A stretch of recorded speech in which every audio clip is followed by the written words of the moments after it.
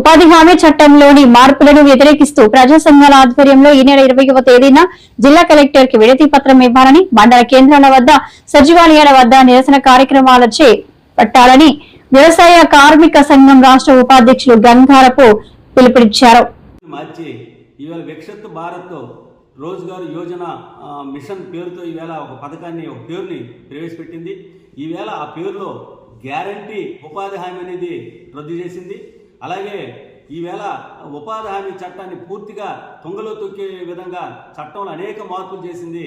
ఇప్పటికే భారతదేశంలో ఉన్నటువంటి ఉపాధి కూలీలకి 100 రోజుల పని సక్రమంగా అమలు చేయడం లేదు సరే కదా. ఇప్పుడు ఉన్నటువంటి పనిని 125 రోజులు పెంచినట్లు కూడా ప్రజలను మభ్య పెడుతున్నటువంటి పరిస్థితి ఉంది. ఈ ఉపాధి హామీ చట్టాన్ని నిర్వీర్యం చేసి ఉపాధికి భవిష్యత్తులో కూలీలు లేకుండా చేసే ప్రయత్నం చేస్తుంది. ఆంధ్ర రాష్ట్రంలో, ముఖ్యంగా భారతదేశంలో ఈ ఉపాధి హామీ చట్టానికి 90% నిధులు కేంద్ర గవర్నమెంట్ పెట్టాలి, అలాగే 10% రాష్ట్ర ప్రభుత్వం భరించుకోవాలని చెప్పి చట్టంలో నిబంధనలు ఉంటే, ఈవేళ 40% రాష్ట్రాలు భరించాలి, 60% కేంద్రం భరిస్తుందని చెబుతుంది. ఈవేళ రాష్ట్రం, ముఖ్యంగా తెలంగాణ, ఆంధ్ర పరిస్థితి మరీ దారుణంగా ఉంది. 40% నిధులు రాష్ట్రం భరించి ఉపాధి జరపాలనుకుంటే అది జరిగే పని కాదు.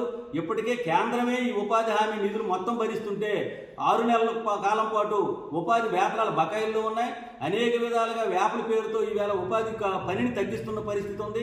100 రోజుల పని కూడా సక్రమంగా ఇవ్వలేనటువంటి పరిస్థితి ఉంది. అలాంటిది ఈవేళ రాష్ట్రాలకే ఆ బాధ్యతలు అప్పచెప్పడం అనేది సరైన పద్ధతి కాదు. అలాగే మహాత్మా గాంధీ పేరుని ఈవేళ గ్రామీణ ప్రాంతాలు అభివృద్ధి చెందితేనే భారతదేశం అభివృద్ధి చెందుతుందని చెప్పినటువంటి మహాత్మా గాంధీ పేరు ఆవేళ యూపీఏ గవర్నమెంట్ పెడితే, ఈవేళ మహాత్మా గాంధీని చంపినటువంటి గాడ్సే వారసులైనటువంటి ఆర్ఎస్ఎస్, బీజేపీ ఈవేళ గాంధీ పేరునే మార్చేసి ఇది విజీ రామ్ రోజ్గార్ పేరుతో ఈవేళ కొత్త పేరును మార్చడం సరైనది కాదు.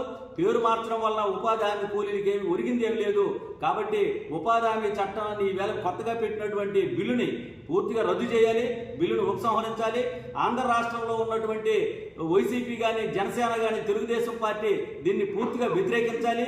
నిన్న బిల్లు పాస్ అయిందని చెప్తున్నారు. మరి ఈ ప్రభుత్వాలు ఏం చేస్తున్నాయి? నిజంగా వీళ్ళు కూలీల పక్షాన ఉంటారా, బీజేపీ పక్షాన ఉంటారా తేల్చుకోవాల్సిన అవసరం ఉంది. ఉపాధి కూలీలకి అన్యాయం జరుగుతుంది. దీనికి వ్యతిరేకంగా ఈ నెల 20వ తేదీన, రేపు 20వ తేదీన మొత్తం అన్ని కలెక్టర్ కార్యాలయాల వద్ద మేము వినతి పత్రాలు ఇవ్వాలని, అలాగే మండల ప్రాంతాల్లో, మండల కేంద్రాల్లో ధర్నాలు చేయాలి, అలాగే బిల్లు కాపీలు రద్దు చేయాలని చెప్పి, దగ్ధం చేయాలని చెప్పి పిలుపునివ్వబోతున్నాం.